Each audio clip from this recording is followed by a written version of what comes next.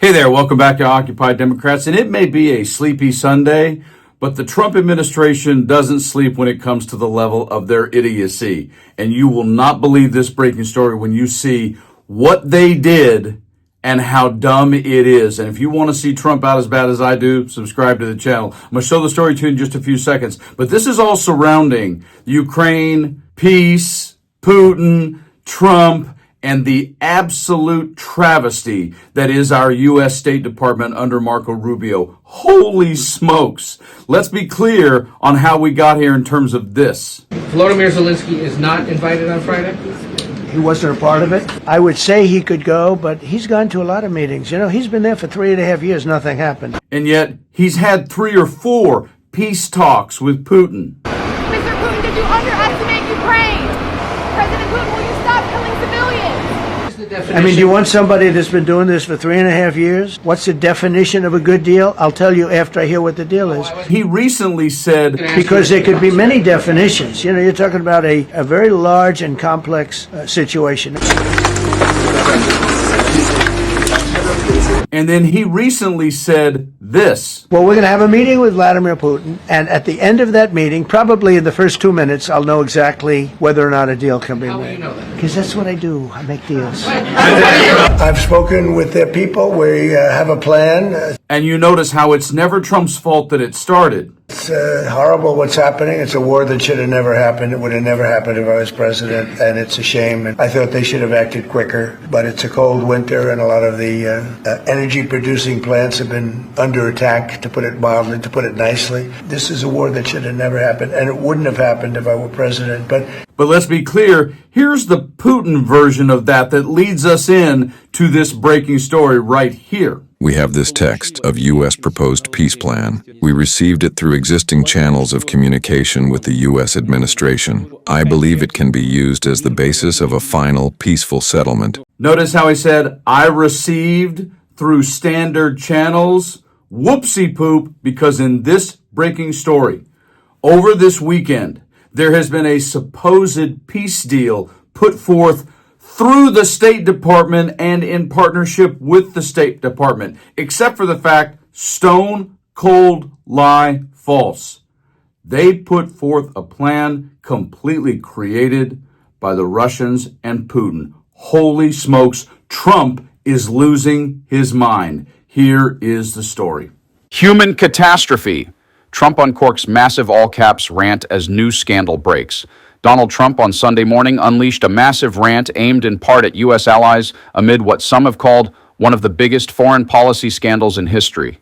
The president over the weekend took to his own social media site, Truth Social, to release the rant totaling more than 200 words.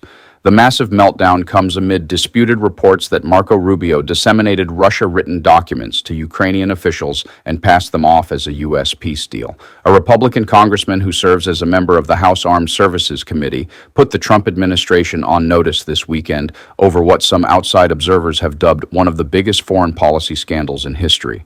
Controversy erupted from the Department of State after a Ukrainian proposal was reported to have been provided by Russian officials. Some administration officials reportedly affirmed that assessment, while others at the State Department rejected the notion and said Ukrainian officials also played a role in the formulation of the proposed peace plan that saw Ukraine making numerous substantial concessions. A State Department spokesman, Tommy Pigott, issued the following statement: "This is blatantly false." As Secretary Rubio and the entire administration has consistently maintained, this plan was authored by the United States, with input from both the Russians and Ukrainians. Trump began by pointing the finger at former President Joe Biden. The war between Russia and Ukraine is a violent and terrible one that, with strong and proper U.S. and Ukrainian leadership, would have never happened. It began long before I took office for a second term during the sleepy Joe Biden administration and has only gotten worse, the president wrote before making unsupported claims about the 2020 election. If the 2020 presidential election was not rigged and stolen, the only thing the radical left Democrats are good at doing, there would be no Ukraine-Russia war, as there wasn't, not even a mention during my first term in office. Putin would never have attacked. Trump then continued, "It was only when he saw Sleepy Joe in action that he said, 'Now is my chance.' The rest is history. And so it continues. I inherited a war that should have never happened, a war that is a loser for everyone, especially the millions of people that have so needlessly died. Ukraine leadership has expressed zero gratitude for our efforts, and Europe continues to buy oil from Russia.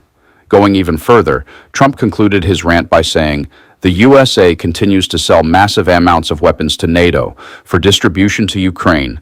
Crooked Joe gave everything free, free, free, including big money. God bless all the lives that have been lost in the human catastrophe." Additionally, on this breaking story, Representative Don Bacon, a prominent Republican from Nebraska who recently issued a grim warning about Trump's legacy, responded to that statement with a warning.